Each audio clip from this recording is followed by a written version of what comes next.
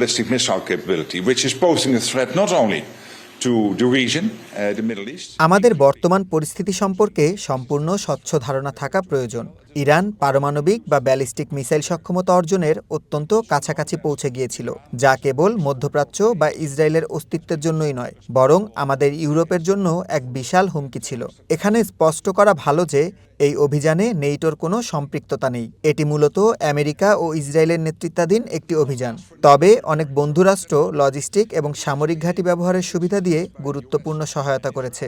আমি ইউরোপের অনেক দেশের সাথে কথা বলেছি। তারা ইরানের ওপর এই হামলা ও খামেনির পতনকে সাধুবাদ জানিয়েছেন। খামেনি সেই ব্যক্তি যার শাসনামলে এবছরের শুরু থেকে বিক্ষোভে হাজার হাজার মানুষ প্রাণ হারিয়েছে। আমি মনে করি তার মৃত্যু এবং ইরানের এই বিপজ্জনক সামরিক সক্ষমতা ধ্বংসের ফলে আমরা সবাই এখন আগের চেয়ে অনেক বেশি নিরাপদ। These are all examples of how, as NATO collectively, but first of all, of course,